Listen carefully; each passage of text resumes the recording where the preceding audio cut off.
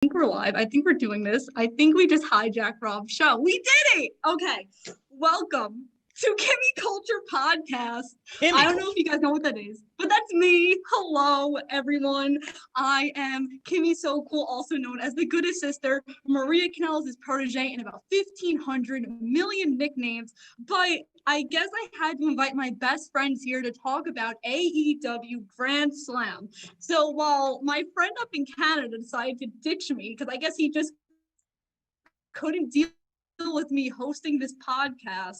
Don't worry, Kyle. The next time that you're on a podcast with us, we're gonna feud. We're gonna turn heel. Don't worry about it. But I'll talk about one of my other best friends. He is lay editor-in-chief, Mr. Dad Instinct, an OG BCP member, and the true wrestling encyclopedia because he damn well knows way more wrestlers than I do, Mr. Bill Bodkin. Well, hello there. Yes, that's me, the editor-in-chief of the PopBreak.com, celebrating 12 years this month. That's why my hair is so gray and my beard is so white, because it's nothing but wonderful things and stress. Hey, guys. Well, you get to chill with me and talk about AEW. Isn't that fun? It's the best. It's the best time. It's the best timeline. I hope you guys enjoyed my free White Claw sunglasses I got this weekend covering a music festival. So it's gonna stay on all night. They look fun. They look great. You have your mug. You're all set. But I guess now we have to introduce the person's podcast. I am hijacking right now.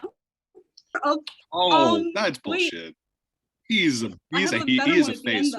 He is the owner of the BCP and the CEO of Wrestling Fashion and a hashtag hater of spoilers, Mr. Rob Williams. What's up, bro? Thank you, Goodest Sister. I am happy to be here. Honored to have you manning the helm, captaining the ship, as they say. You're killing it in the business. And plus, you know, I don't have my Post-it notes with matches on them. I'm going to let you do your thing. Oh, it's the notebook. He doesn't have to do any of the work, but he gets all the views. I'll be doing all the listens. That's it. No, I'll be doing the tech, which is awesome. I'm going to try a couple things here. Guys, let us know if you can hear everything. And Kimmy, the ship is yours. Make it so. I call Rob baby ears, so because he doesn't like spoilers. Literally, he yelled at me, I think, an hour ago. Not true. True. Not true. So we'll start off with some news. We won't start off with matches yet because Rob and Bill actually were at Dynamite last week. So I want to know how it was in Newark. Bill, we'll start with you. How did you enjoy your first AEW show? I just posted that we're live on my feed. Son of a bitch. Just threw that. So I have often said, maybe not on this podcast, but I've often said in life, no crowd has ever matched the original ECW crowd in the original ECW arena. I was lucky enough to attend two of those shows, one being in August of 2000, and that, no matter ECW what crowd, was the hottest, most awesome crowd I have ever been to, and I have seen very many promotions try and duplicate that, but never fully get it. AEW last week got that. It was everything. Tony Khan has often said, I want to be ECW on a WCW budget. And that's what it is. It is a complete vibe. It's a hangout. It's a fun time. It's singing. It's yelling. It's screaming. It's almost a spiritual experience of just coming together as a wrestling community and fandom and just being in a moment and just loving every second of it. And you're much as part of the show without ever taking over the show as much as the wrestlers are. And for me, I still haven't fully recovered my voice yet, as they decided, hey, let's throw out CM Punk followed by Adam Cole, Bill, just two of your favorite wrestlers. Bye, voice. And it was gone, and it was a great time. A lot of people were complaining that it wasn't blood and guts and it was going to be a C-level card because of who was on it. You would not know that from that crowd, because there were times I could not hear the people in the ring, like with MJF or Dan Lambert when they were talking, because it was so loud. This was what ECW, if you've never been to an ECW show and you went to that show, this is what it's like. It was an immersive experience, unlike anything I've seen in wrestling in 21 years. Yes, I'm old. running. Now you're just getting me super excited for me making my AEW debut tomorrow. Arthur Ashe, guys, by the way, we're going to stop the podcast for a second because I'm going to take credit here for converting a lot of the BCP members to AEW. And everyone was on that WWE bandwagon. I was like, guys, you just want to get into it. You're going to enjoy it. And I saw that them BCP boys had a good time. And that's the thing. Everyone there had a good, genuine good time. And that's what's important. It's not like people had a blast. And I think we need that so much right now. Rob, so that's mine. Did you also have a good time? It was all right. No, I had an awesome time. And Kimmy, thank you for bringing this up. Because like we both really wanted to talk about it. But basically, like we got there early. You know, we wanted to see some of the wrestlers come in. Yes, I'm a mark. You know, I think we all are. For sure, man. But I did get there early, and I did get to see some of my friends who I haven't seen in a long time that now work for AEW full time. It was cool to say hi or congratulate or talk to them, and then getting there early to see some of the independent wrestlers that we worked so hard to push on the show and put over, as they say, to come. We see them rolling up all dressed up with their bags. You know, I put out the tweet, you know, I'm seeing a lot of local talent here. I didn't put who. And obviously it was great to see them get that opportunity to get great matches versus the likes of Thunder Rosa, some major tag teams, the Gun Club. So shout to my friends. We can say it now. Kaya, congratulations. That huge match with one of the all-time greats. Really one of the best in the world right now. Thunder Rosa, Ant Bennett, LSG. The list goes on and on, guys. LSG, who I think was on an ROH show like that Sunday. Yeah. And I was stoked because a very good professional wrestler, the former Dasher Hatfield, was there. And my buddy Kenny Pete, big shout out to Kenny, lost his mind because big Chikara guys. So that was very, very cool, man. AEW takes care of the indie talent. It's so cool. Yeah, absolutely. And real quick, guys, welcome to the chat. Michael, Summer, Kevin, everybody, welcome in, guys. Please share the stream. But that being said, not only just seeing the indie talent, which was my favorite part, like it was cool to see like the big names come in. Very cool of Brian Danielson to take pictures with everybody. But it was also very cool to see the indie talent because I really was just excited for that. I was so happy. And then more so, just seeing everyone who I haven't seen in events in a long time, those Wrestling is Everything guys, you know, some of the extended BCP boys, just people who've been supportive of the show or have their own shows. It was just good. So good to see everyone. And that's what I'm most excited for tomorrow. That being said, just starting out Dynamite, Punk coming out, huge pop, followed by Adam Cole coming up. I mean, it was amazing. I mean, more pops than the dartboard game on the boardwalk. Oh, brother. Had to get that in there. I tried. I was reaching. Tried. By the way, don't ever take my daughter to one of those because she's a rake. She's really good to okay. I'm Christina Ricci over here. I forgot to ban Rob from doing puns on this podcast. It's my bread and butter. It's pun disputed. But that being said, that's right. With that being said, this is my show. Yes, it is. And I'll just wrap it up and I'll say the energy was high all night. Going into Elevation, I was surprised how everyone stayed. Like everyone stayed. I was surprised how high the energy was during the Elevation, and I meant Rampage taping that was after. So I am hyped for Arthur Ashe tomorrow, and just stellar job by AEW giving the independent talent opportunities, utilizing almost all of their roster and putting on a stellar show that we waited for a very long time. Yeah. I saw the tweet for that Christmas Day 2019. And we just had the show last week. That's how long this is. Cheers, brother. Cheers. Yay. Drink water. Now, from one heartfelt moment to another big thing that came out yesterday was AEW's partnership with the Owen Hart Foundation. Now, for someone like me who was not alive for when Owen Hart wrestled, this is so cool to me. I've seen so many of his matches, of course, tapes. I've seen so many documentaries, and just to see AEW honor someone so deserving. And the Owen Cup, I know the rumor is that they're waiting for Kevin Owens to come in, so Kevin wins the Owen Cup. You can believe that if you want to. I know I want it to happen too. But Bill, how excited are you for this new partnership? Well, I think, and I know, Rob, you started a little bit after Owen Hart passed, unfortunately. I remember Owen Hart in WCW. He had a shirt run there, and I was just like, hey, that's Bret Hart's brother. That's wild. Owen Hart is. I never thought we'd see Owen Hart's name associated in modern wrestling if it wasn't associated with the WWE Hall of Fame. And to see him partnered with AEW, and we're getting merchandise, we're getting figures, we're getting him including in a video game, and the proceeds are going to his charity, which is helping kids in need, which is, I think, is amazing. The fact that like I could buy an Owen Hart t-shirt in 2021 and I'm helping kids out, I think is amazing. And the fact we're getting a tournament, huge mark for tournaments right here. I love a good tournament. And it's called the trophy's called the Owen, which I'm like, wow. And of course, what's cool is it ties into the Owen Hart character because persona, because he won the Slammies and he was the 2-time Slammy award winning champion. That's how the trophy has to be. It has to be like him holding 2 miniature trophies. Oh my gosh, I would love it.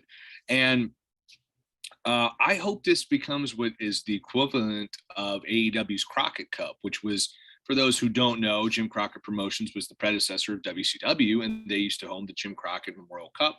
It's for their father, and it was a tag team tournament, and it was like an open invitational tournament. So you would get people from Japan, you get people from all over the world. So I'm like, someone said this on Twitter, hey, wouldn't it be cool if they did the same thing, since Owen Hart was an internationally renowned wrestler in Germany, Japan, Mexico, Canada, US, to open it up to everyone, and you do a tournament like that? I think it would be utterly phenomenal.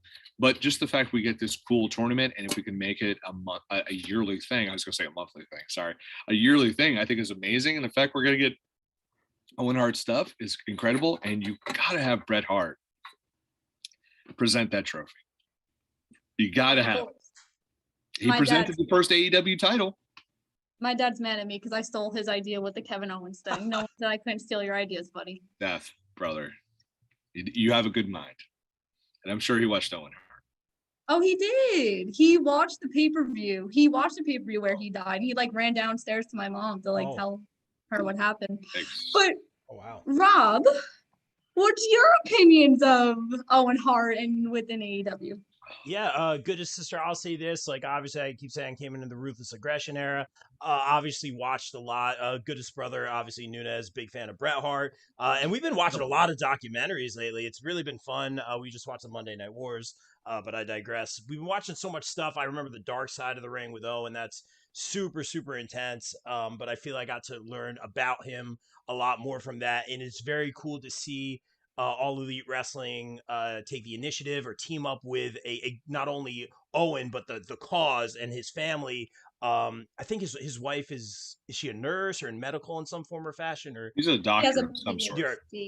A doctor, so amazing, just doing great things all around. And it's cool to see Owen. I believe I heard that they did not want to be involved in wrestling in any form or fashion, and the fact that they are doing this with AEW, I think is a great way to honor Owen and the Hart family, and really honor him in a way that we didn't think there was going to be any way we were going to see him honored elsewhere. And this is really cool to see him honored, and at the same time help put over younger talent. And at the same time, this is, I believe, involved with a charity at the same time, man. So that's what it's all about. Kimmy, I'm very interested on your thoughts, because you probably came in later than me. Oh, I would think so. I mean, I wasn't born there it is. in 1999. We're old. 2000. We get it. I got in trouble. I got in trouble in high school because I kept saying, like, I used to do the morning announcements on TV in my high school, and I ended a few things with like "Rest in Peace, Owen Hart," and then someone carved that into a locker, and I was pulled aside by my principal saying, "Please stop saying that. It's causing vandalism in the school." And I'm just like, all right, cool. Thanks, man. I got some street cred. Wow. But that's so cool, though, because they technically can't take it out if it's already carved in. I know. It was into a metal, too, which is even weirder. I'm excited. I was really intrigued. I mean, I was telling you guys yesterday that the one story that a lot of my friends know about wrestling is the Owen Hart story and how he sadly passed away in May 23rd, 1999.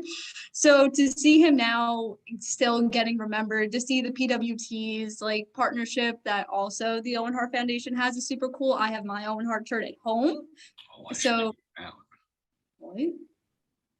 Oh, you're approving? No, I said I should check that out. I would buy an Owen Hart t-shirt, so. I have the first one they came out with, like after the Dark Side of the Ring episode, and that's also my favorite Dark Side of the Ring episode, by the way, the Owen Hart one. But I'm really excited. I'm excited to see where it goes. I'm excited to just see how everything really works out. And hopefully this leads to more cool things in the future. But I also saw in the chat that someone was like, oh, Kevin Steen would it would be Kevin Steen, not Kevin Owens. Kevin Steen's favorite wrestler is Owen Hart. He named his son Owen after Owen Hart. So it would still be okay if Kevin Owens or Kevin Steen won this tournament. I don't like, here's the thing. I love Adam Cole. I love Bryan Danielson. Kevin Steen showing up there, I think I would frighten my family with how loud I scream if he shows up in AEW. I love zoo enthusiast Kevin Steen. He is the best, and I just want to see him there so bad. He fits there so much, and I want it to happen so bad. But listen, tournaments are great. Let's make this happen. And the fact is, charity is great. And this is what happens when you get a big ass nerd running a wrestling company. They're going to celebrate history. And I think that's amazing. And from a charity and something really cool to a rap battle, Max Caster called out TK, Tony Khan, to a rap battle tomorrow night in Queens. Now, I will say this is really their first, I would call this a WWE segment because it's more on the entertaining side, and this is the first time they've done this in the almost 3 years that this company's been alive, and they've kind of like strived away from it. So I'm intrigued. TK has not said an answer. I hope that this doesn't happen on Dynamite. It happens on Rampage or Elevation. But Rob, what do you think? About the rap battle? I'm multitasking. I'm doing tech over here. I think this is a lot of fun because I think I was saying this to Bill or the boys yesterday. I love how TK usually stays off camera for the most part and does his thing. Like he'll have his commercials and his, spots on YouTube or maybe Dark or Elevation here or there, but he's really not on Dynamite all that much. They reference him all the time, and I really, really like that they do that. Although I will say this, at the show in Newark, he did come out and thank everybody, which is like school in September, full of class. He was great. I thought that was a very classy move for him to come out and do that. I think Bill's going to leave. But I love that they don't use him all the time. So this, like you said, Kimmy, is a very entertaining segment. The fact that they're bringing him out for this show to rap battle the Acclaimed, who I'm very big fans of, Bowens, who I got to speak to last week and congratulate, and former guest of the show, shameless promo, name drop, there it is. Check out the interview. But he's super nice, but I love what they're doing. And the fact that they handled the aftermath of the suspension of Caster with him reading the paper and kind of addressing it and not pretending it never happened, like we see a lot, and him being like, yo, you guys are really mean, and he's like, no, like they have to get everything approved. I thought that was a brilliant way to bring him back into the fold. I think this is also like they're kind of confronting each other and everything. They tease that at Newark a lot. I think this is going to be a lot of fun. I'm really looking forward to this segment. Bill, do you disagree or agree? I'm stoked for John Cena's AEW debut to be the. Yes. I mean, I'm not actually, but I don't. So I don't think this is going to be. I think Tony Khan will come out, and I think he will bring a guest rapper out to battle Max, and it could be a celebrity, or it could be someone from the AEW locker room. It could be somebody new. If it was PN News, which is a deep cut reference that only oldies like me would get, I'd probably lose my mind. But I think we'll see him. If he does anything, he might do if Tony Khan actually goes through with it, it'll be like two rehearsed things he'll say, and everyone will be like, ah. But I think it'll be like a guest of some sort. Yeah. And I think it'll be cool, whether it's a wrestler or a rapper. And I think because we saw in Newark and the Varsity Blondes, they got involved, but I would love it. It was someone really random came from the locker room, just came out and just started spitting bars, and you'd be like, oh shit, who knew this person could do it? Just don't make it Enzo. That's all I give a shit about. Don't make it Enzo, because I will change the channel. If you want that crowd to boo, that's a good way to do it. I think it'll be a guest rapper or something like that. It's a fun segment. It's a fun little fluffy segment. They've done stuff like this before, usually with Jericho, when he had Virgil come out and his dad was there and stuff like that. But it'll be fun. It'll be harmless, good fun. But now you just manifested into the universe that's going to be Enzo. No, I'm just saying just don't make it because I've done this a few times. I'm like, you don't think it's going to be SAWFT? No, I don't think so. I don't think. I think there's been enough people there who have said no, and that it's not going to happen. But I think it'll be, like I said, it'll be somebody and you'll be like, oh shit. Would it shock me if it's Snoop Dogg? No. Would it be hilarious if it was Shaq? Yes. I think Shaq had a rap album, everyone. Shaq Diesel. But yeah, that's for the oldies. But yeah, if it was Snoop Dogg comes out, huge pop. He just comes out, puts Castor down. It'd be great. Castor's his Long Island boy. It's gonna be great. Bowens is great too. Love Bowens. It's gonna be awesome. Should we get into some Dynamite matches? Let's do it. Okay. So, speaking of Long Island, we're going to talk about Long Island's favorite wrestler, MJF, wrestling Brian Pillman Jr. Bill, I'm going to go to you first because I have some opinions on this match. I want to hear yours first. Listen, I was a huge, I was a young boy when I first saw his dad wrestle. I loved his dad. His dad against Jushin Liger was one of my dad's favorite matches of all time. And this is going to be fun. This is going to be a nice undercard match. And here's the thing. MJF is a great heel. We couldn't hear him in Newark. He was booed so heavily. The fact he called it Taylor Ham just immediately infuriated me. That was like, you stole my line, man. You stole my line. It is pork roll. Ultimate heel move. You stole my line. MJF is also a really awesome wrestler. So this is going to be, I think this is a sleeper match. I think this is going to be a lot of fun. Brian Pillman Jr. has come a long way since we first saw him in MLW. So this is going to be a lot of fun. MJF totally takes the win.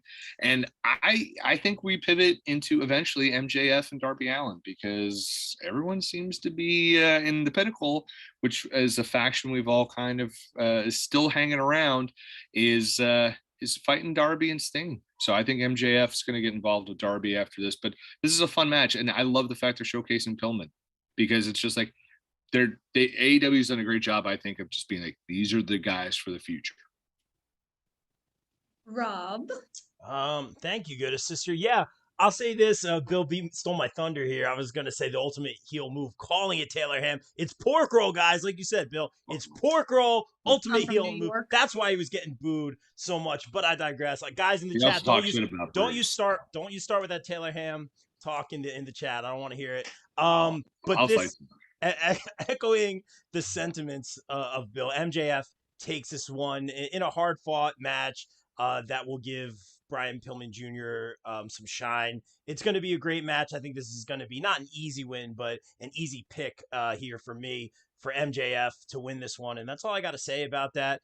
He got so much heat in Newark, and that made it a lot of fun. Kimmy, your thoughts? Wow, I like how I'm the host, and he's like, I was trying to be polite, actually. I didn't want to I was trying to be all right. Go. I appreciate you though. So I'm excited because if you saw on Twitter the last week, everyone was talking about homegrown AEW talent and who isn't AEW homegrown talent. And I feel like that's what they're building Brian Pillman Jr. to be, the next AEW homegrown talent. And I'm really excited that he's actually showcased. And I wouldn't say he's like separating himself from the Varsity Blondes, but I like consider himself more Brian Pillman Jr. and the Varsity Blondes are kind of over here, just lingering, doing whatever. But that's also because Dark and Elevation, that's where they're chilling over there.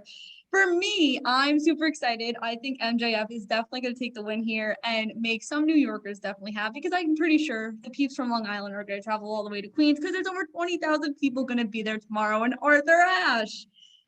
And yeah, that's my spiel. Let's talk Long Island in December. I know, December 8th, but that's also a hell of a trek to get up there. Mueller, if you're in the chat right now, I think you are, man. If you want to jump on, man, we had a no-show, so shoot me a message, bro. Yes, Mike, I will fight you because I'm really mad at Kyle. So I need to fight with somebody because I'm not really happy right now. As Bill and Rob gratefully got my rant before we went on the air. Let's talk about Malachi Black and Cody Rhodes. Yay. Right about this one. You forgot. This is like one of the marquee matches. Yeah. I'll trade lives with you right now. That'll be a lot of fun. Yeah, this one's tough. because what you see is you're backing yourself into the AEW is in a very weird position because you're like, do you give Cody Rhodes the win? Because everyone's like, lol, he's Triple H, and of course he's going to win. But how do you have Malachi Black lose? He's so hot. That Malachi is so hot right now. You can't have him lose because people are going to boo the shit out of Cody Rhodes and Arthur Ashe. I love Cody Rhodes, don't get me wrong, but they're going to boo him because people love Malachi Black.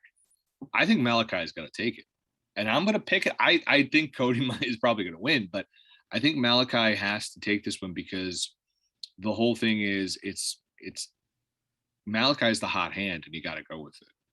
Where I don't know where you go with Malachi if he loses. Because here's the thing. If Malachi Black walks against any of the top talent, Punk, Omega, Bryan, Miro, and he just stands at the top of that ramp, that's an automatic main event right there. He loses, I don't know. Cody doesn't lose big matches, but I think Cody's going to lose his big match. I agree with you, which is kind of scary. Oh, bye, Rob. I'm still here. Technical difficulties. Go ahead. Oh, it'll just be me and Bill now. So I agree with you. I think that Malachi needs this win, especially because his whole feud has just been going through every member of the Nightmare family one by one. And if he can't win the big one, how seriously can you take him? But I'm also scared because you're right. Cody doesn't lose big matches, as we've seen against the Go-Go Double or Nothing, or truly any AEW match you've seen, except when he lost his opportunity to challenge for the AEW World Heavyweight Championship. And against Darby Allen. I was gonna get there. Oh, I'm sorry. I'm used to having to jump in for Rob. So. Wow. I heard everything. Yeah, no kidding. You're still on, dude. Sorry, but I'm gonna pick Malachi Black. Picture with drums that we can't see. You could go. Rob's a very good drummer, by the way. Oh, thank you, man. Thank you for putting me over. Can you guys see me now? Yeah. I apologize to everybody. I know. It's. They prefer. Listen, we have to get the thirst trap question. There it is. Reese in the chat. Bring the ladies back, not for me. Reese in the chat saying, "Bill, you just told 1,000,000% the truth. Everyone picked MJF in the last match. Just catching up on the chat real quick. Black should win again against Cody. Yeah, I agree with Bill. I agree with what a lot of you guys are saying in this one. I get the question a lot, like, do you think Cody's going to win? Because he seems to always have these feuds and always seems to get his comeuppance for the most part in most feuds. In this one, I don't see how, like Bill said, if Cody wins, where do you go with Malachi Black? Unless you introduce someone else in the equation, move it to the next feud, and maybe a surprise of some sort. I don't know. Me and Bill got that. Outside of that, I'm going to say I missed something. Outside of that story of my life, outside of that, I'm going to say Malachi has to win this one. So that means Cody's going to win, obviously. What did I miss? I missed something. No. No. You didn't want to know. Kimmy told me a spoiler that you didn't want to hear. Oh, baby ears. So yeah, baby ears. Don't worry about it. And I mean, it's also not like it's not like 100% going to happen or anything like that. But it's just the thing. It was like every time we pick someone to beat Cody, we said a Go-Go had to beat Cody, and Cody won. I don't know. I just don't know.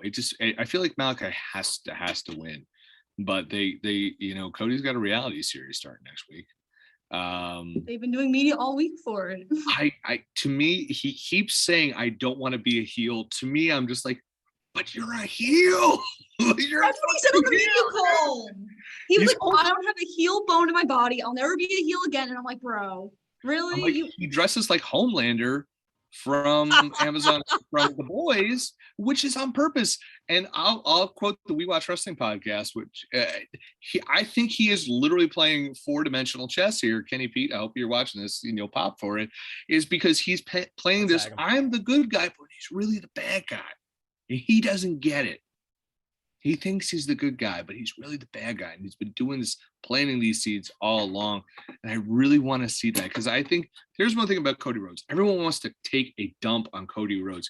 Here's the thing. He's smart. He knows things. How does he know things? All in. AEW. Not a dum-dum. He's a smart guy. So I feel like something's going to happen here.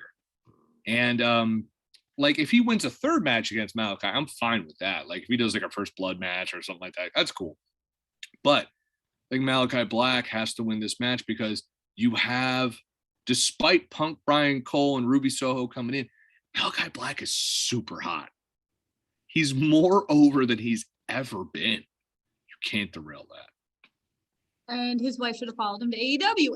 Anyway, moving on to Bill's favorite wrestler, Fun Dad Sting. Fun Dad Sting! I was so mad. I really wanted Bill to yell that last week at Newark. I did. You didn't You hear said me. you didn't. Oh, I mean, it wasn't much of a yell. I did have a voice. Like, Fun Dad Sting! Oh. He is Fun Dad Sting. He's having he wasn't living his best life in Newark, I'll tell you that. He definitely is. So we're gonna have Fun Dad Sting and my dad's favorite wrestler, Darby Allen, which is not true, but you know, he'll I was get the gonna joke. say, really? No, he hates Darby Allen and Orange Cassidy. You need to talk, Bill. You need to talk to Seth. He needs to like get in line. I don't understand. But they're wrestling FTR, and I'm really excited because the rumors that FTR was not going to be a tag team, and now they're not. They didn't retire. I guess the injury wasn't too bad, and I'm really excited for this. Bill, go first. I'll see. My dad commented, absolutely not. He understood the joke. So this is another tough one, and I love the fact it's tough. Like they got so much heat on Sting and Darby. Oh, but FTR got so much heat by taking Sting and Darby out. Like I think it was a shocking moment where it shouldn't be. I've watched wrestling for 30 plus years. It's just like Sting took a spike pile driver. And normally it'd be like, oh yeah, he took a spike pile driver. It's just set up for next week.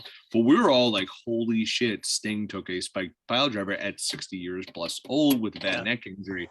So it's like, you're like, oh my God, what happened here? And so this is going to be just such a good match. I mean, this is Styles Make Fights. This is a Styles clash if there ever was one.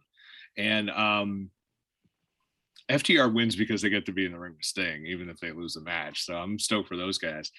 But I ultimately think I think Sting and Darby are going to win because, like I said before, ultimately this is going to lead to Pinnacle versus Sting and Darby and friends. And I mean, if we ultimately get a Sting, Darby, Mox, Kingston versus the Pinnacle feud, Merry Christmas to me early. It's going to be great.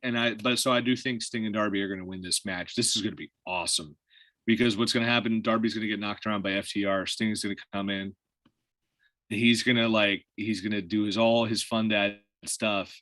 And it's going to be really great. And I can't wait. It's going to be so much fun. I am so excited. This is, I think, the match. Yeah. Omega and Brian Danielson, of course, but this is the other match I'm so excited for on Dynamite.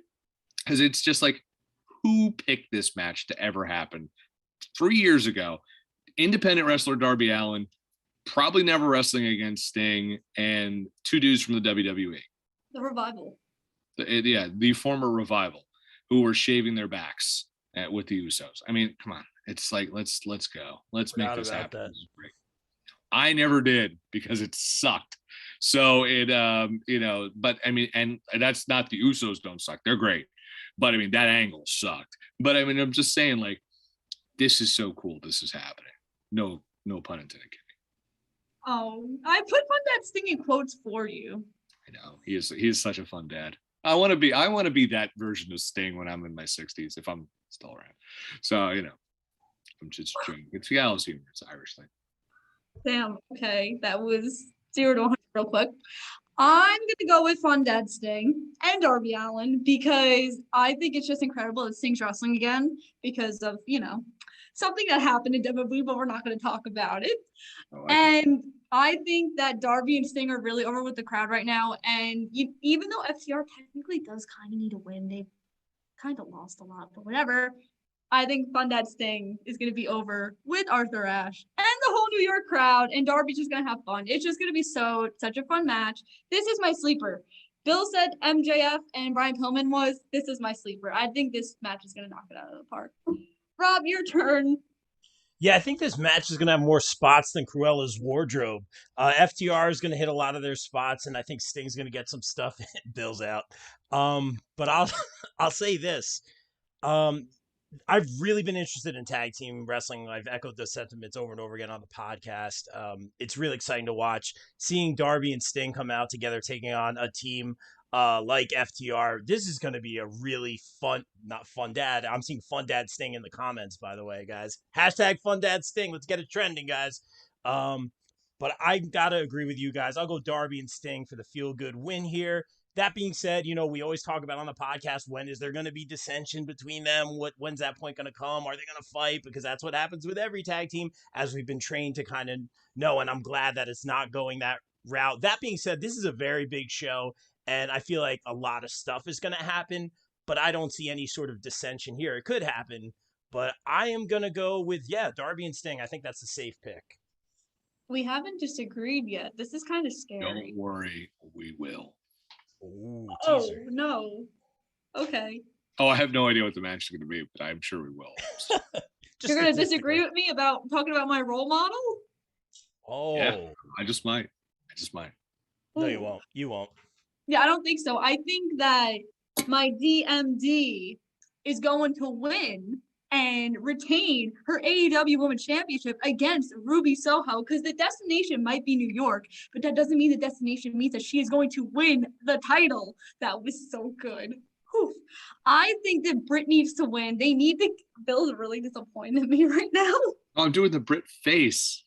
Like, but you make that face at me when you're disappointed in me too. Well, listen. Projection. Let's go. I think Britt needs to hold on to the title for not well over a year. I think she needs to hold on to it for a really long time, because she's really just elevated the women's division to this whole new level. And even though I think Ruby can do it too, I just think that Ruby kind of needs to build herself up a bit before she defeats my role model. I mean, Thunder Rosa still needs to rematch against Britt for that title as well. Thunder Rosa on the virtual signing was calling Britt out. So... And I need to stay loyal to Thunder, but I'm going with my DMD, my role model, Britt Baker. Bill, disagree with me. This is a pivotal match for the AEW women's division. I'm going to tell you why. No matter who wins and who loses, the person who loses this match is too big to just be on elevation. You have to now build the next feuds, because now you have a card underneath Britt Baker. It's not Britt or nothing anymore. It is you're your champion or nothing. You have to now have, if Ruby Soho does lose, she has to go on to a meaningful feud. She can't just be beating local talent for the next 6 months before her next title shot, or she gets a 2-week feud with somebody. Like, if you're going to say Ruby Soho is now going to move into a feud with, say, which isn't going to happen because she's injured, would be like a Serena Deeb, or say she's going to move into a feud with Hikaru Shida, then you got to pull the trigger on that. You can't just be like, okay, well, she's there and she's winning, because look what happened with Shida when she lost the title. She's essentially been off Dynamite for months. And listen, she was on Dynamite for the better part of a year as their champion, but at the same time, the women's division was not where it is today. So now you have a card, you have a roster, I should say, that has name talent. You now have to give the name talent level feuds, because Ruby Soho got a huge reaction at All Out. She got one in Cincinnati. She got one in Jersey. Guaranteed she's going to get one in New York. She just said in an interview, I want to wrestle all the time. You can't have her on the bench. Thunder Rosa really hasn't had a meaningful feud. She's been, she wrestled the first match on this show. So you have women on there that are very talented that need to have feuds. We can't just go with, we're still building the division. Tony Khan said it's one of our strengths. Got a lot of aces up my sleeve, which we've seen what those aces have produced, and pretty great. It's time to start, firing on all cylinders for the women's division. And I think no matter what happens in this match, this is the turning point for the women's division, because now you're going to see people love Ruby. and I'm not going to disagree with you, Kimmy. Britt Baker's going to win. Would it shock me if Ruby won? No. But I think this could be one of the greatest non-hardcore women's matches of all time for AEW. This match is going to be great. Ruby Soho is motivated as all hell to do this, and you don't invest in a talent of this level, give her a mainstream song, and promote her on posters to have her do nothing. So this is going to be a huge match, and this is going to be a milestone match, a watershed match, I should say, for the AEW women's division. But Britt Baker, I think she's a little bigger than a title, to be honest with you, but she needs to keep it for right now. So, put a win. See, Bill just explained why any wrestling company needs to invest in a second women's title. Here's why I disagree with that. Right now, because you need to do exactly what I said. You need to have the track record of having good women's storylines. Then you introduce it. Because now you have the traction. You have more than just Anna Jay, Tay Conti fighting Penelope and the Bunny. You have everyone involved. Now everyone's involved, just like the dudes. The dudes all have stuff to do. The women need all stuff to do too. So if they're involved, you get the next title. Boom, there you go. I think Rampage is definitely going to help out with that and the two other shows they have going on. Rob, are we making it 3 for 3? Are you also picking my role model? Well, I'll say this. I'm looking at the comments as you guys talk. I see Ruby wins on a DQ because Jade or Nyla attack her. I could see a DQ ending. I hope not, because this is a no. Yeah, we're not doing it. That's what you beat me to it. I don't think that's a smart idea. A match of this caliber, Ruby's first singles match here, I believe. Correct me if I'm wrong. She just won the Casino Battle Royal. So she wrestled on Rampage against Jamie Hayter. She did. That's it. That's why I said correct. No, that was just. Was that? Or I thought it was. Oh, yeah, that's right. You're right. Yeah. That there's so much wrestling, guys. But that's why I'm the host, guys. This is true. You're not wrong. But that being said, so much to say. Bill referenced a lot of interviews with Ruby Soho. Listen to Talk is Jericho with her. She talks about how she got that song, how she got the name. Great interview. Chris Jericho, thank you for the retweet. I very much appreciate it, sir. Shameless promo, but I'll say this. Bill's gonna leave. I already know it.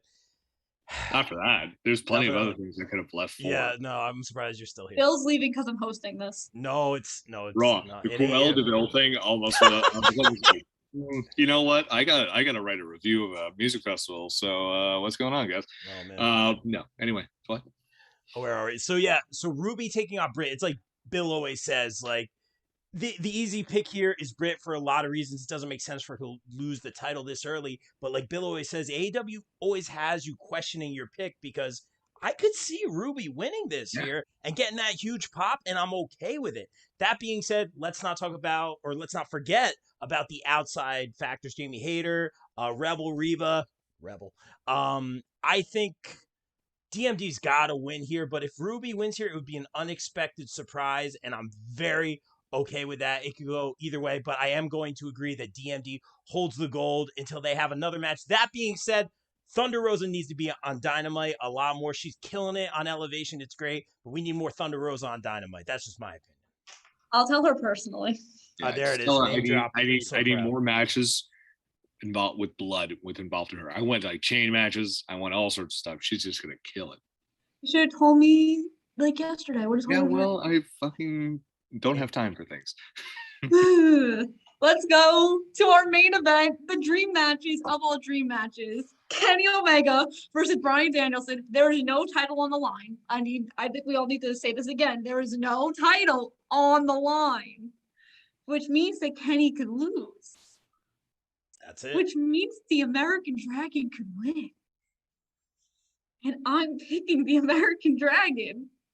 And I'm kind of scared, but I'm picking Bryan. I think, first of all, the letter that Bryan wrote today to WWE was the most class acting I've ever seen somebody do, ever.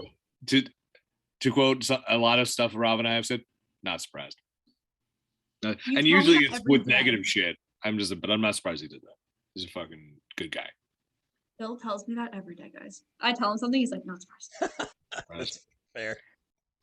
But anyway, so I'm picking Brian. I think Brian needs a huge win since this is his first AEW match. This is his first match since his loss to Roman Reigns on SmackDown in June when he got kicked off SmackDown.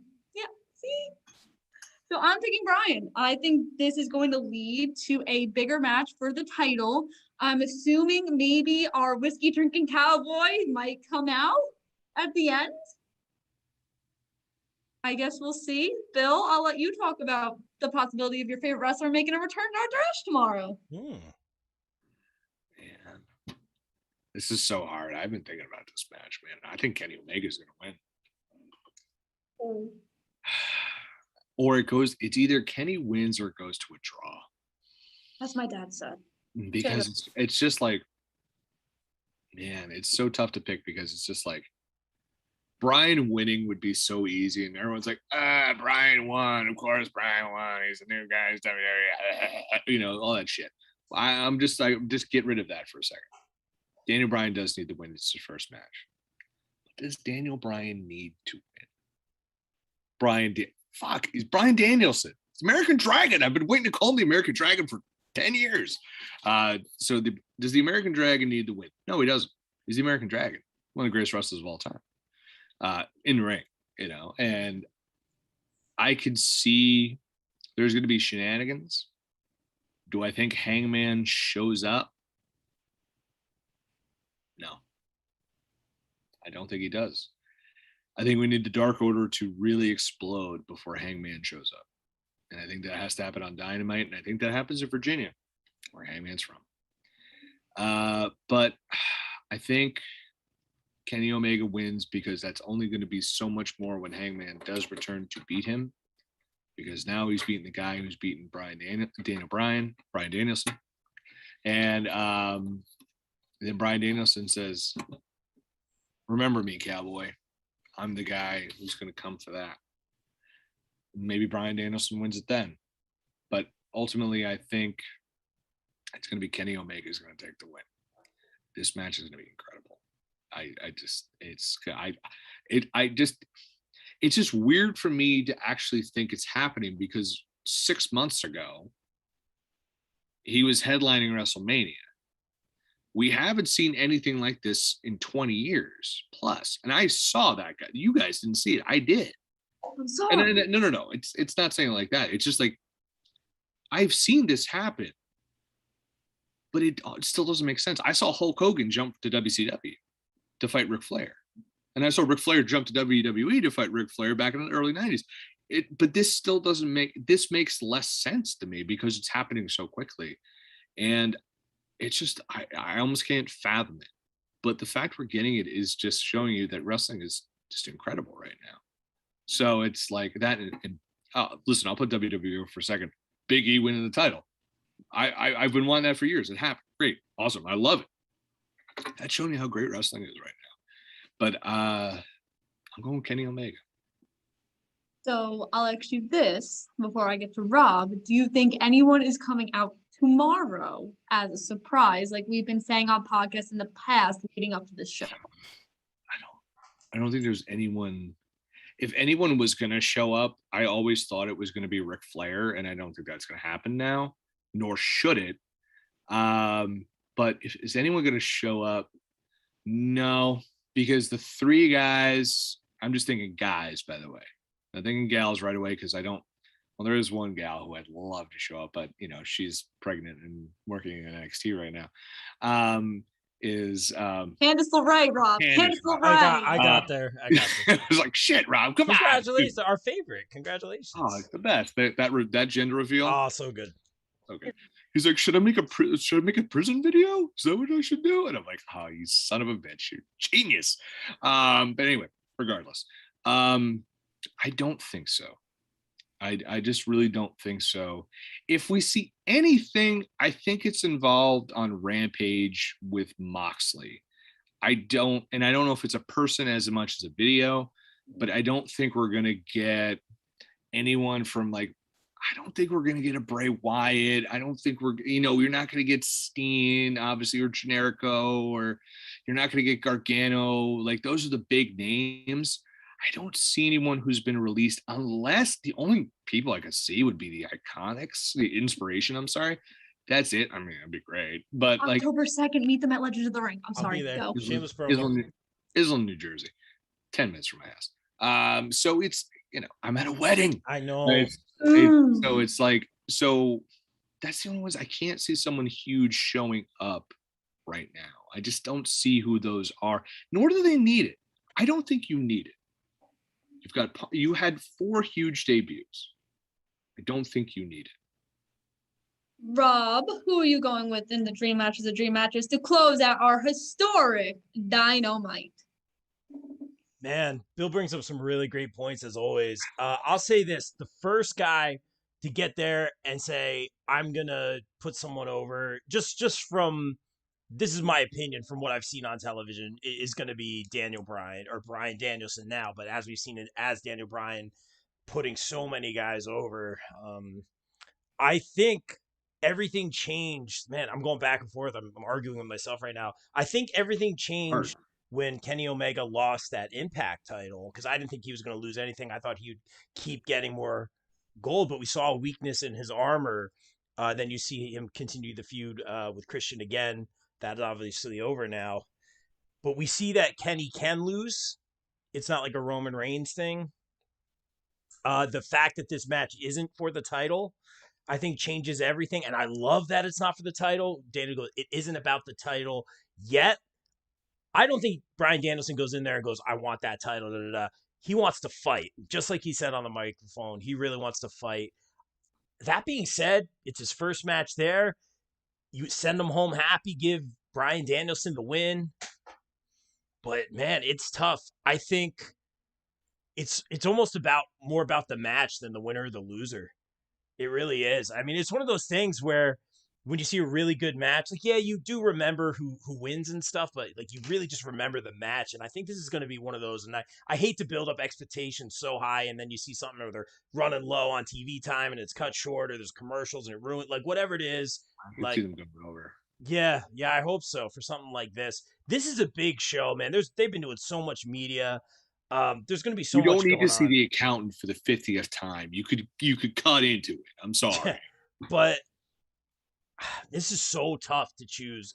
I could see it going either way, but knowing Bryan Danielson, not personally, but just knowing how he is, I think it's about the fight. I don't even think this is a passing of a torch necessarily, but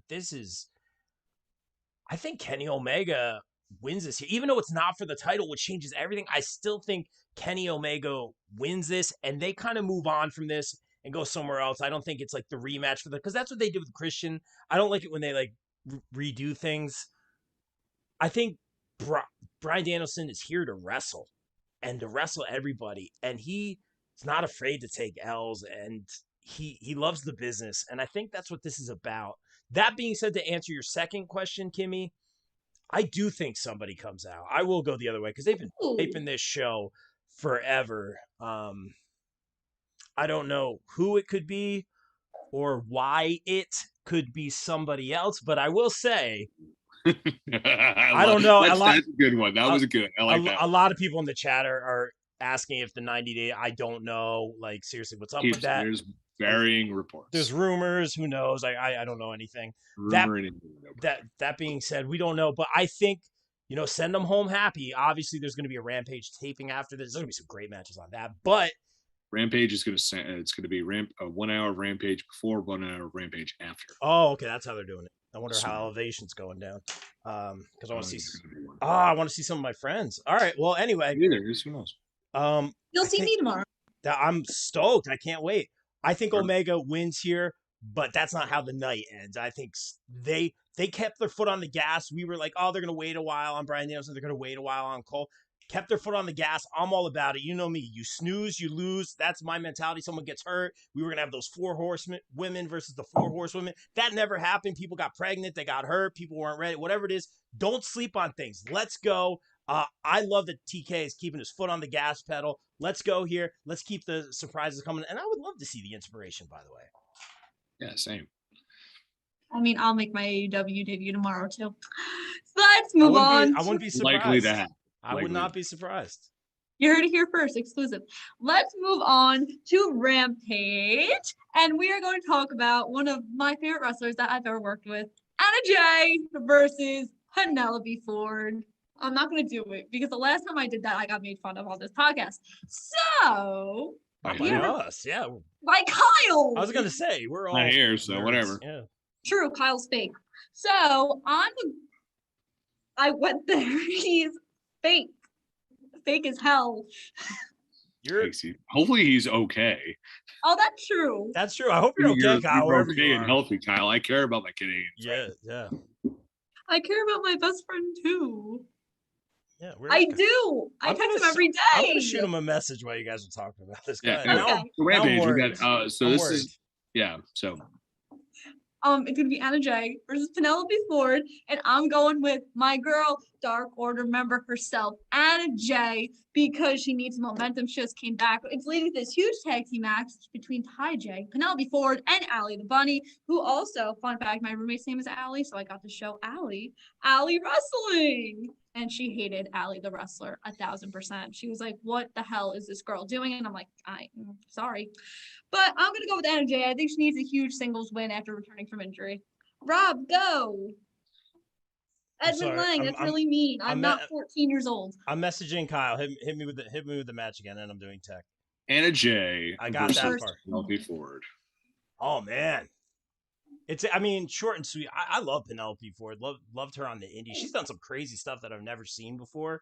That being said, Anna Jay returning, coming back, is going to handle business here. I think this is an easy pick for me. No disrespect. I love Penelope Ford, but Anna Jay, your close personal friend, Kimmy, gets the W.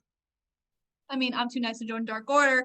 Bill, 3 for 3. The Dark Order is just about supporting. It was about supporting friends, especially their buddy Hangman, and they told him, hey, we're here to support you. Now it's splintered, it's in disarray, and it sucks. But because listen, Cole Cabana's trying, guys. He's really trying. He is concerned dad, Cole Cabana, like I am concerned dad. Times. We're both very stressed on lots of things. But yes, this is gonna be fun. Jay, it sucked that she got taken out of action for so long, but it's great to see her back. She's definitely going to win this one, and you need to again. Let's look at this. Anna Jay is still in her first, essentially her quote unquote second year of wrestling. She is still real new. She's very good. So future champion, AEW Women's Champion Anna Jay. I think we got to put some respect on that name. And she's definitely going to win this one. And then we're gonna get of course Allie will come in. There'll be some rough stuff going on, and then we're gonna get a TJ versus the Demon Blondes, and we're gonna see that on Dynamite in a few weeks. I think we're gonna see it the next week in Rochester. So -1 can accompany Ty J to the ring. Oh yay! I can't even talk about that show. That's gonna be an emotional show. I'll come back to you on September 29th. So, from a singles match to an 8-man tag team match, we have Rey Fenix, Penta, Santana and Ortiz versus Private Party, Tip's favorite tag team, and the Butcher and the Blade. And actually, Allie and the Blade are celebrating their wedding anniversary today. So, happy anniversary to you. Bill, are you going with the Faces or the Hardy household? Well, so I'm going to go. I was originally going to think Hardy household, but you can't do it because Santana and Ortiz, hometown dudes, they're going to win. It's going to be awesome. But what's going to happen is Santana and Ortiz, once they win, I think they're going to get on the mic and say, Lucha Brothers, those belts are coming to us. And I am all for those guys. If you ever watch those dudes at Impact, they were great. But if you can hunt down the AAA Invades New York show, which I was at with my good buddy Kenny Pete. We were up in the press box at the Hulu Theater, which is adjacent to Madison Square Garden. They tore it down. They have great chemistry as a team. That is your full gear tag team title match right there. So I'm going team Cero Miedo. They're going to take it. I was trying to come up with a really creative tag team name for them, like we did the last podcast, but I have a really good Jurassic Express one. Rob, Big Wheels is on the show. Yeah, where was? No, I know, but Jurassic Express with cages. Oh, that's pretty good. Thank you. This is Rob. This Who is do it. you? This is very interesting. I think it was Bill and Kyle who were very adamant that Santana and Ortiz would be fighting for the titles at either one of these shows. And I I thought with it was all gonna due be this. with all due respect, I the story wasn't, like as you guys say all the time, I didn't see, like, obviously their hometown, but other than that, the story isn't there yet. Now we're getting some sort of interaction between the teams a little bit more apparently. That may be the end result here is the friction. Does that mean the Hardy family, Big Money Matt Hardy crew is going to win here? No, I don't think so. I think this is going to be a lot of fun. I'm going. Dude, how crazy over was Santana and Ortiz in New Jersey too? Yeah, Like, right. I thought they should have been on the main. thunderous. They should have been on Dynamite. I felt. They're on Rampage. So Yeah. did you say? Yeah. So I mean, they every time they came out, it was massive reaction for them. So when are we getting this Orange Cassidy Matt Hardy hair versus hair match that they've been leading to that is essentially going nowhere? I think it's Philadelphia. Okay. So Nice. I Nice. think Orange Cassidy's gonna come out after this match because Matt Hardy's gonna be in the corner of his family because that's what a good family man does, and I think that they're gonna do a little stare down thing. But I'm going with Team Faces. This should be really fun. This is one of the matches I'm really looking forward to. Out of all the tag team matches that we have on Rampage, they should really just rename this like Tag Team Rampage instead of Grand Slam Rampage because I think there's only 2 singles matches out of 6 matches on the card. But this should be fun. All 8 people in it are extremely talented, and I'm really excited. Shoot, we'll go to Punk. Punk and Hobbs! Send Hook! Send Hook! We tried starting a Hook chant. Didn't work. It's like Hook. Let's do it. I'll do it tomorrow. So Brian Danielson was talking about Hook, and he's like, I go to Hook to find out what's cool. And everyone's like, fucking. A friend of mine was like, do we ironically like Hook or do we actually like Hook? I'm like, both. Both. My dad's so mean. Oh my God. What do you say? I want to hear it. What do you say? Hopefully Orange Cassidy will come out before we get into Arthur Ashe so I don't have to see him. Spoilers, Seth. You're going to see him. He's over. You just need to sit down with my dad. I'm telling you need to have this conversation with him. So I'm gonna pick Powerhouse Hobbs. I think this is the time where Punk puts the younger guys over. And Bill's gonna yell at me for picking that. So Bill can yell at me. I am to yell at anybody. So, man, I could, Kimmy, I really can see your pick. Here's why.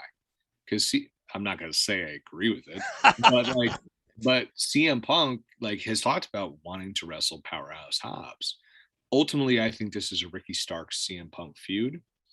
This is going to be a hell of a match because Hobbs, man, I've been watching him for a while. I saw him on the IWTV mixtape done by this guy, now ring impresario, Jay Rose, talking about how great he was. And I've been watching him for a while, and he is got exponentially better. This is going to be a super fun match. But I think Punk's going to win because I think this show is going to be about sending people home happy all around. And Hobbs is going to beat the crap out of CM Punk in this match, but Punk is going to eke out the win, and we're going to lead to a Ricky Starks match. And I think that because Ricky Starks still has to finish his feud with Brian Cage, and we still need to keep going through that. And I think then it's going to be Punk, and it's going to be Punk and Starks. And I want to see Starks beat Punk. That's who I want to see beat Punk. I want to see Starks win. But I don't want to see Hook beat Punk. Listen, don't get my hopes up about stuff that I don't think is going to happen anytime soon. But I mean, Hook is an treasure. We need to protect him at all costs. I think Hook should choke out Sabu to avenge his father's loss at any time, because we need to make that happen. So I think Hook should go through anyone who's ever beaten his dad and just choke him out on Dynamite. By the way, if that does happen, you obviously are watching the Bob Culture podcast, Tony Khan. Just give me a job. But I mean, anyways, I joke. I'm a professional journalist. tire me. But I think like we definitely Ricky's. I think it's ultimately leads to Ricky Starks. So that's what I want to see with CM Punk, because those promos are going to be beyond Thunderdome great. So, but Punk all the way. I will say Bill is one of the best editors I ever know because he makes my work sound so good. Rob, are you going with Punk or Hobbs? I'm going with Punk, no question. But Nunes and I have been talking about this for a while. He's like, why is he fighting Hobbs? And you go right to Team Taz. It's interesting. Obviously, you have Punk taking on the big man, the strength. I don't need to spell this out for you guys. We're going to see a very, impressive showing by Punk. No doubt in my mind, he looked great versus Darby. That being said, I feel like this is the gateway to something else. It gives Punk a match to work with younger talent. If Bill said, I guess he wanted to work with Hobbs. We talk about him constantly. Oh, that's great. That's great to hear. Well, there's your answer. But I think this is the gateway to something else. I don't think this is moved through Team Taz feud. I could see them going that way. That Ricky Starks thing does intrigue me a little bit, but I don't think this is moved through Team Taz kind of a thing. Even that Taz interaction with Punk, and I love both. Well, I'm not a huge Punk guy. I know I say that all the time, but he's great on the mic. But the interaction between him and Taz felt a little forced. It wasn't as organic and they're both great on the mic.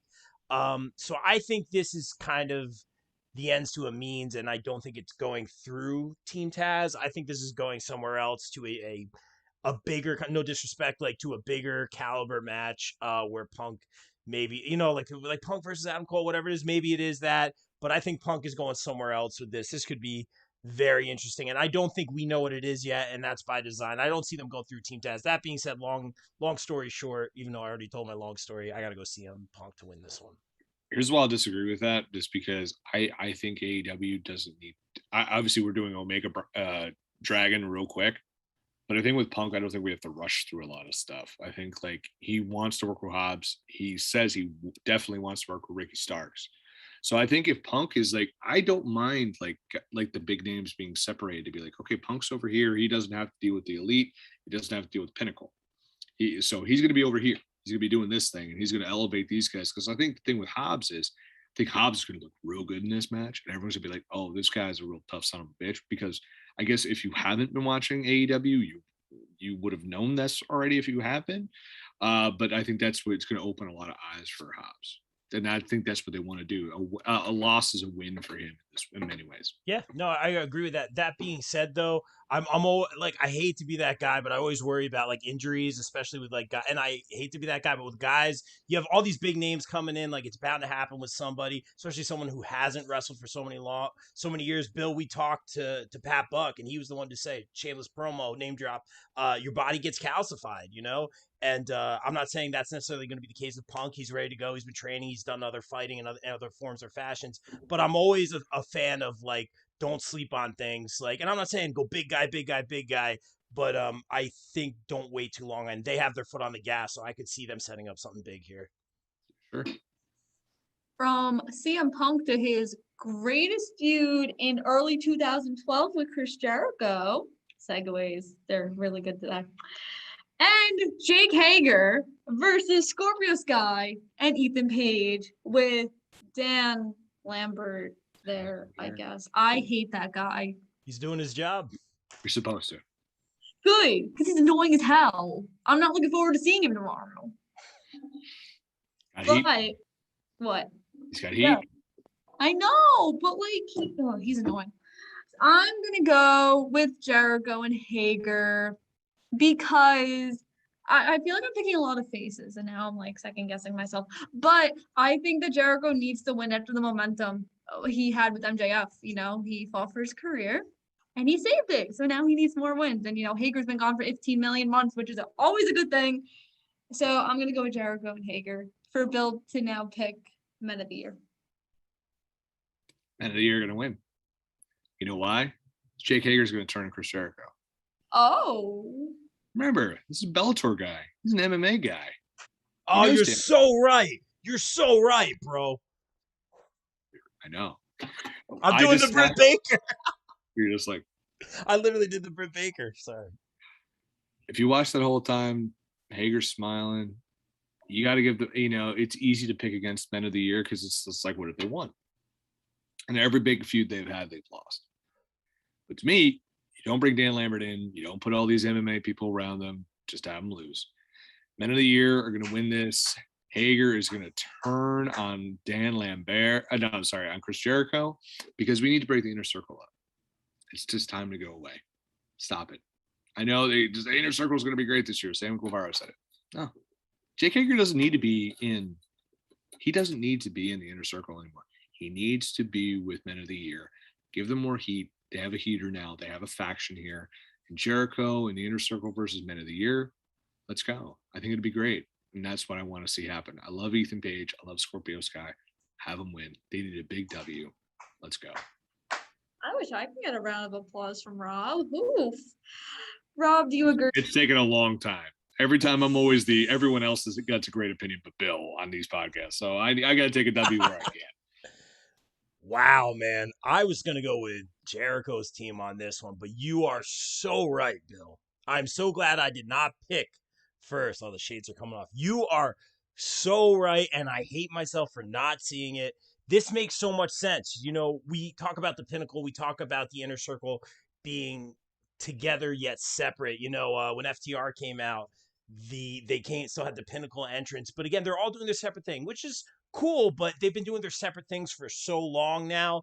I get that question all the time. Are they still together? And they are, and they address each other. But we talk about Santana and Ortiz hunting for the tag titles. We see Sammy in the TNT title picture. It makes so much sense. There's so many moving parts, and this accounts for all of it across the board. We talk about Jericho getting rotated out. I see people talking about the Cruise in the chat. It just makes so much sense. I hate myself for not seeing it. This is this is telegraphed. It went completely over my head like most things. Bill, you are so right. And for that reason, I'm going to pick Ethan Page and Scorpio Sky, who do need this win, man. And it just works on all cylinders. That's the soundbite, Bill. You got it, man. Well played, sir. It's the NFT right there. That's the NFT right there. My prediction sucked today. So you don't know till you see it. You don't right. know. You're usually more right than we are, so please. Well, Mike's not here, so that gives me I was gonna say Mike Mueller's not here though.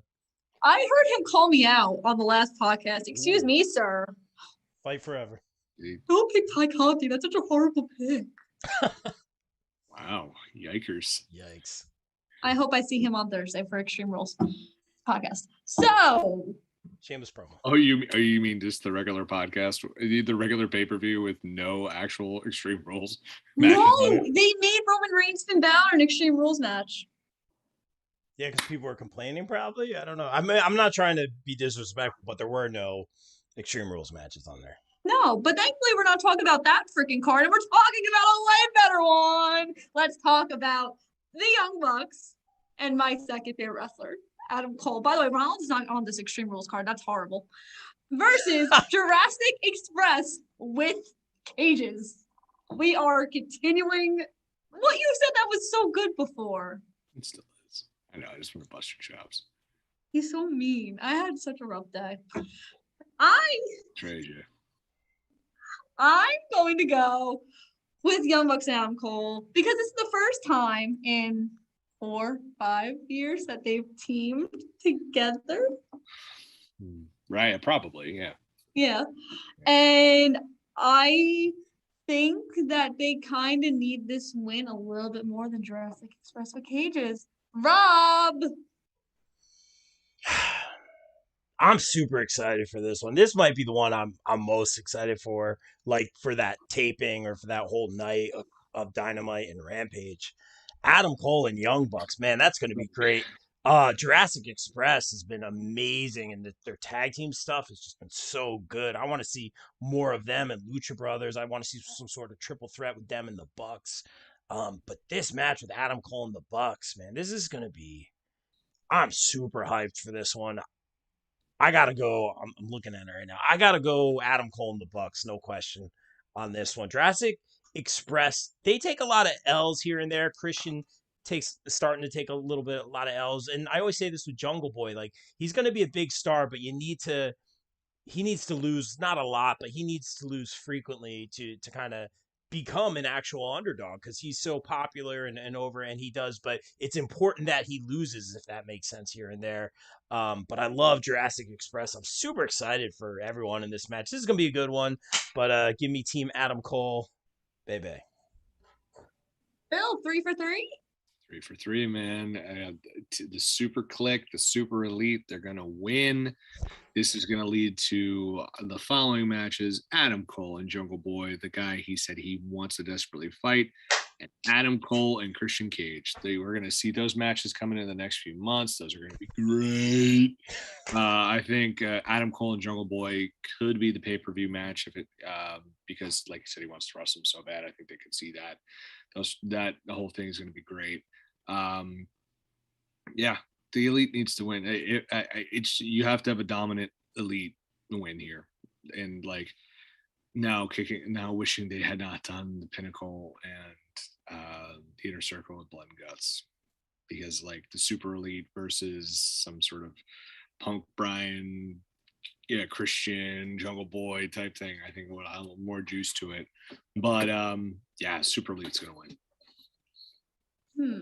I guess I have to hope that Arthur Ashe doesn't have another Suzuki incident in the lights out match with Suzuki and Lance Archer wrestling Jon Moxley and Eddie Kingston, the hometown boys. Tony Khan not boy.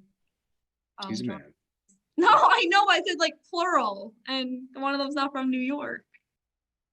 He's from every town, USA. Okay, so Tony Khan made this tweet a couple weeks ago talking about how his company respects hometowns and people win in their hometowns and not cut the matches in the hometowns. What a concept, Vince. I'm going to go with Jon Moxley and Eddie Kingston. They're going to get such a huge reaction. I'm so excited. This is the lights out match. I'm assuming this is actually going to be the main event because it is a lights out match. I don't see them like starting Rampage with a lights out match or like it being in the middle. And this is just going to be fun and a great way to send the crowd home, especially if you play Suzuki's whole entrance song. Bill, make it 2 for 2. I think they're gonna tape this during the first hour because you want to have the hot crowd. Don't do it. Because like you could tell when Miro and Fuego were on during Rampage that people were kind of dead, because you know why? We were all dead. We were very tired, and you're gonna have this huge show. But yeah, this one's gonna be just bonkers the Bobcat. It's gonna be so good, man. And thank you, Ralph, for being old and knowing what I referenced. Oh, I'm with you. It's a Disney Afternoon reference from the 90s. I'm not expecting many, if any, people to get that. But Eddie's going to win. You know why? Because Eddie is like went from cutting a promo on Cody, Zack Sabre Jr., and Nick Aldis in the middle of a field in Southwest Bumblefuck, New Jersey, to going to be the home, like getting deafening chants at AEW shows. He's going to score the win here, not Moxley. He's going to score the pin, not Moxley. This match is going to be brutal with a capital B in the best way possible. And I think we are going to see a video for debut, someone from New Japan, because it's Jon Moxley versus Japan. So we're going to see something happen here. There are New Japan, people here. There are going to be people from New Japan coming over for American tours.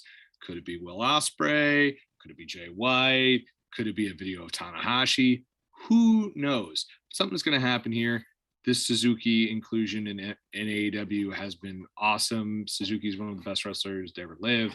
And, MMA and pro wrestling legend. So, man, this is going to be dope with a capital D.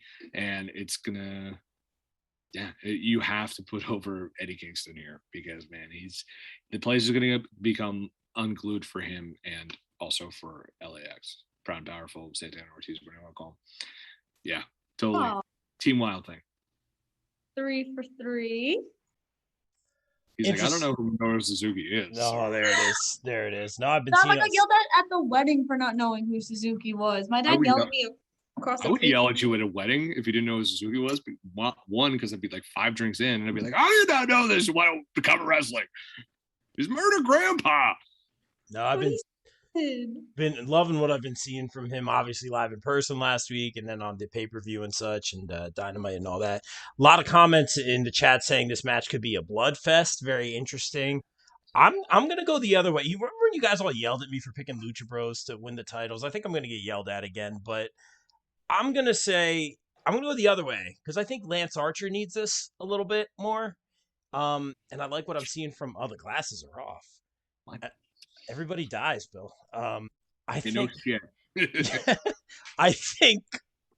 I think they need this one. I don't think Mox or Kingsley, the whole hometown thing. Like I try not to look at it that way. Like, yeah, we think of wrestling that way. It'll break your brain. Yeah, exactly. And I like that TK acknowledged it and put that out there, but that shouldn't automatically be gospel. Like, if you're in your hometown, you're going to win because that takes like the fun out of it. But I like that he addressed that. That being said, I'm going to go the other way. I don't think this is going to end the night. I think this is going to be, like you said, to get the crowd hyped, but it's going to be a great match. Like we were talking about earlier, it's about the match, but I think Lance Archer needs this out of anyone in there. Do you think they're going to move forward with this tag team of Suzuki and Lance Archer, or is that just me? I think Suzuki's kind of going on a retirement tour currently. Okay, because they just put them together. He's doing a lot of indies in the U.S. I don't know if he's going to retire because he should have. I mean, that guy could kill people for the rest of his life. He's like that brutal and grizzled. Ah, God, he's like a bad steak, grizzled as all hell. Maybe I'm wrong. A lot of people in the chat are saying it's a one-off. Yeah, it could not be. But the question is, where do you go from here? If they win, does that put them in line for tag team title shot? And you get Lucha Brothers versus Suzuki Goon. I mean, that's a great match. Not yet. But I mean, Rob, it's not a bad argument at all. I mean, you could see them winning and going on doing stuff. Suzuki's here through October. Yeah, exactly. I see this being like their team. Mox doesn't lose anything from this. He's already beaten Suzuki. Kingston has gone from faction to faction, back to another faction to faction with Mox, not with Mox. Commentary to like that. He was no disrespect, but he was very much needed on that Elevation commentary team, and he adds a lot to that. And yeah, man, I got to stick with my pick here. I can't change direction on this. Bill yelled at me if I change my pick, and I'm going to stick with Suzuki. Lance Archer, I'm going against the grain here. Then I want you, if they win, I am going to give you a list of matches you have to, of Minoru Suzuki, you have to watch that. Virtual handshake. Done deal. All right. And if they lose, I mean, you're just wrong. As usual. He was wrong mostly the last podcast. It's okay. There it is. Ernest takes over and Kimmy buries Rob. Ernest? I think being a heel in Kyle's C Federation is corrupting my brain. Anyway, it is. Did you see my promos? They're so good. I love the poem. The poem was great. I got to start doing some video promos. That was great. I wrote that during class. Nice. I was bored. Understanding global relations. I learned nothing. Don't tell Mr. So Cool. Don't tell Mr. So Cool. I'm paying for your education, you son of a bitch. Oh, I'd like to thank Bill, actually, because Bill wrote my note to get me out of class. Oh, my God, yes.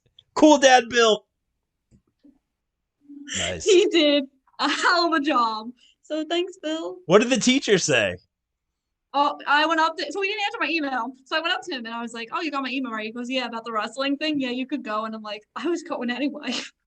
Doesn't matter what you permission. It's 2 weeks into the fucking semester, bro. Like it's a final. I mean, do I really need? Ooh, so Kyle fell asleep. That's why he's not here. Okay, well, he's okay. He's safe. Sean Spears were on this show. He wouldn't have fallen asleep. There it is. He's safe. So I'll be really nice to him because I'm gonna put him over. Because because he's on my shameless promo list, and I feel bad. So I'm gonna put him over. So before we get to the three of us, if you want to kind of figure out where Kyle is or what Kyle does, you can find him on the No Holds Barred Network. There's a bunch of stuff on there, including myself. You can find the All Elite podcast where they talk about Rampage, BT, Dark, Elevation, Dynamite, and a whole bunch of cool stuff. Me and Tip are actually going to be there tomorrow, which is even cooler. Tip does a lot of stuff with Indie Talks, and there's a lot of cool stuff happening with the No Holds Barred Network in October, which I'm really excited about. So make sure to do that. Kyle also runs an E-Federation, which I'm a part of it. I'm a mega heel there. So if you thought I was heel here, I get 10 times worse in there. And I yell at people and I yell at Kyle, which is always a fun time. So make sure to check that out at Masters Gaming _ on Twitch. You can also follow him. You can follow him at The Real Kyle Masters on Twitter. And now let's talk about me. So, hi. I'd like to thank Rob for letting me host this podcast and Bill for not killing me throughout it. No. Staring daggers through you right now. Doing great, Kimmy. You really are. So you can follow me at Kimmy _ Sokol. My last name is literally right there, SOKOL.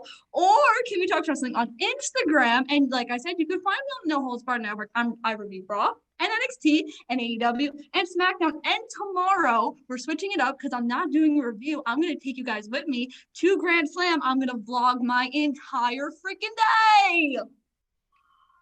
Nice.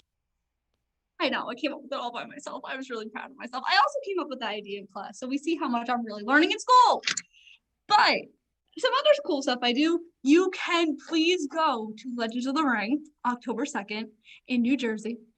The doors open at 8:30. The Iconics are going to be there. Lana's going to be there. Aubrey Edwards is going to be there. The Varsity Blondes. I'm going to be there. Rob's going to be there. Bill's going to a wedding and he's not going to be there, and I'm really upset about it. But you have over 70 guests to choose from. Tickets are running out, so please go to legendsofthering.com and buy your tickets and meet some awesome freaking wrestlers. Virtual signings, we have a bunch this week. We actually have Madison Rayne and Taryn Terrell on Friday. Sonny's on Thursday, and then you have me. Sonny, as in WWF Sonny or Sonny Kiss? WWF Sonny. Do you see how I'm not working that one? Who else you got?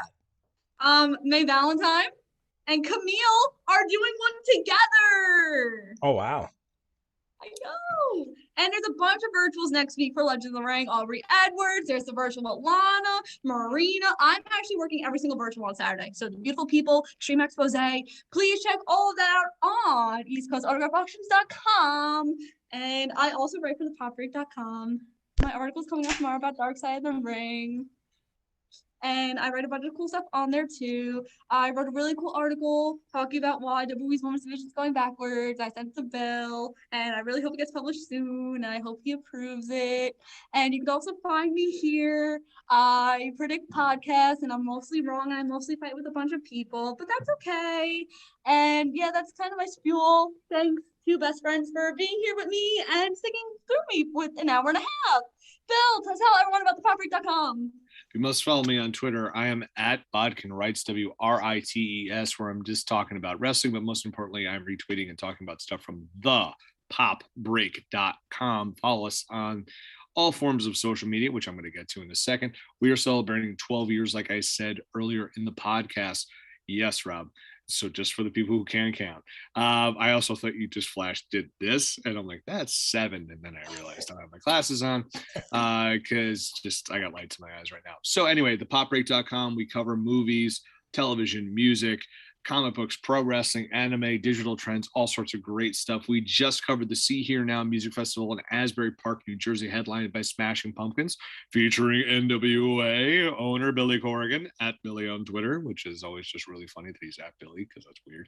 But it's also featuring Pearl Jam and a whole bunch of other cool bands like Billy Idol and Group Love and all sorts of cool stuff. So to check that out. I'm writing the review. Al Manarino will be took the photos. They're all awesome. You can see those photos right now on our Instagram at the Pop Break. You can follow us on Twitter at the Pop Break, or you can go on our Facebook /popbreak.com, all spelled out. Of course, I'm also, speaking of Al Manarino, he and I host a podcast every single Friday. It's called the Socially Distanced Podcast, which is a pop culture podcast hosted by two dads who are going crazy during the time of quarantine. You can follow us on Apple, Google, Anchor, and Spotify. Of course, we also have a whole radio network on there, which you can find Pop Break TV and The Winner Still Is, the Breakcast, and the Way Too Early Oscar Predictions podcast on all those platforms I just talked about.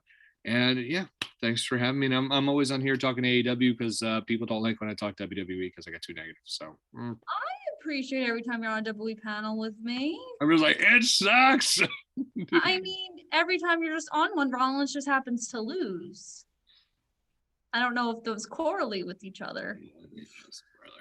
Rob, tell everyone about the Indies and the Pop Culture Podcast and a bunch of other cool things you do. Oh well, I wouldn't go as far as saying they're cool, but I appreciate that, and I'll echo this. Sorry, I'm multitasking. Echo the sentiments here in the chat. Great job hosting, Kimmy. I think someone's trying to come in. Should I let him in? Yeah. All right, we live, bro. So I hope you're not I'm in your jammies, but let's see if we can get him in here. This is live. Dead. That's about right. This Yo, we're live. We're live, bro. We're live. Are you ready for this? There he is. Sleepyhead. What's up? Hi, Sleepyhead. It's good to see your face. We're glad you're alive. Yeah, I was concerned that maybe you got in a car accident or something. You guys can't see the lights off. There's a couch back there. I was lying back watching with Samuel Jackson with King Kong.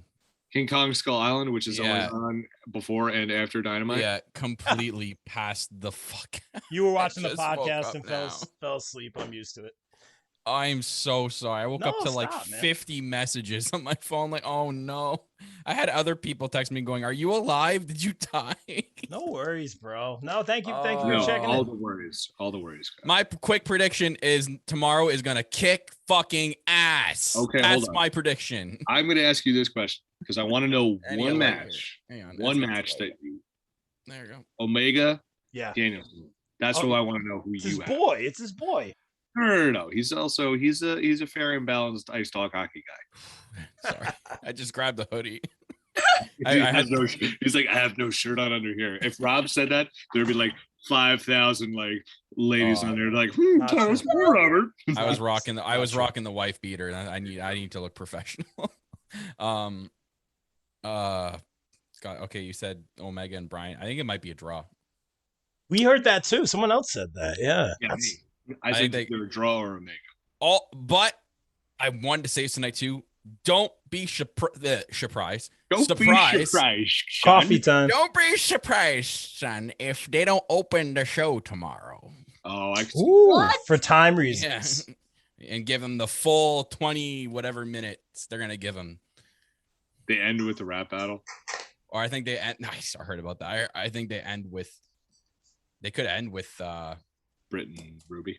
Either that or the Moxley tag team match. That's on Rampage. Oh wait, that's on Rampage. Just woke up. Don't yell too loud. Oh wait, Kyle. By the way, or Cody Rhodes is back. He wants a spotlight. Get him the main event. Stop hating on Cody Rhodes. Kyle, by the way, if you watch this back, I totally didn't call you fake. I didn't say I hate you. I was totally nice to you the entire time. All right, so I don't have to reach up there. All right. It's collecting dust. I haven't took that thing down in a long time. It's now starting to collect dust. No, but best friend, I put you over, and I did your entire shameless promo. She did. Thank you, Kimmy Sage. Thank you. And I talked about that, and I talked about how bad of a heel I am. Thank you. Yes. Go back to sleep, baby boy. No, I had this like vision in my head that they're gonna open with that match. I think it's gonna be great. I think what I'm most excited for to see is how it's gonna look with the crowd. The 20,000 people. They said they compare it to WCW at the Georgia Dome. Oh, and that's like a crazy the rushed Goldberg Hogan thing. Yeah, when they could have waited and done a pay-per-view and made like a shit ton of money. Yeah, when pay-per-views made money.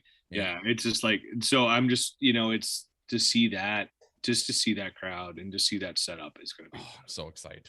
I wish I was there. I was supposed to be there. Damn it! I bought my ticket because I thought you were going to be, and it'll be worth the wait. No, not at all. In fact, I'm just saying I bought it because I was excited to meet you in person. But it'll happen. This live podcast is just talking. I didn't feel like giving the airline. My arm and my leg to come fly over to New York. That's fair. Rob, you want to do your shameless promo before I end with your three favorite things? Oh, look at you doing a great job, Kimmy. I do like that shameless promo. We'll keep it short and sweet. Guys, obviously BCP, you're watching it right now. I would love some reviews on iTunes. That helps us a lot. If you guys see me tomorrow at Arthur Ashe, don't talk to strangers. Not in a creepy. Now it's creepy. Not in a creepy way, but we do have shameless promo stickers. So come say hello. It's gonna be great to see everybody. You're a single lady who's attractive. Rob is in the market. Not thirst traps on the @Bob Culture Instagram. It's getting late. Broken Rob Hardy. No. But Kimmy, We'll be great in the job. cover of GQ next month. Not true. Well, I appreciate it though, bro. worthy son of a bitch. There he is. Make sure you guys subscribe on Twitch and YouTube, all that good stuff. BCP, Bob Culture Podcast across the board. Kimmy, excellent job. Get us out of here. Okay. Oh, Kyle, thank you so much. Even though you missed all of it, You're and I fine. got like I said, I didn't totally call you fake or a heel. I didn't yell at you. It's true. Thank you. I Appreciate actually that. got yelled at halfway. You should have through, yelled so at me. Maybe you would have woke me up. I did. Yeah, I know you did. I got them. So many times. But All right, I'm gonna send it home. no, I got it on the thing. There's a notebook. Stay safe, stay positive, and take care of one another. We out.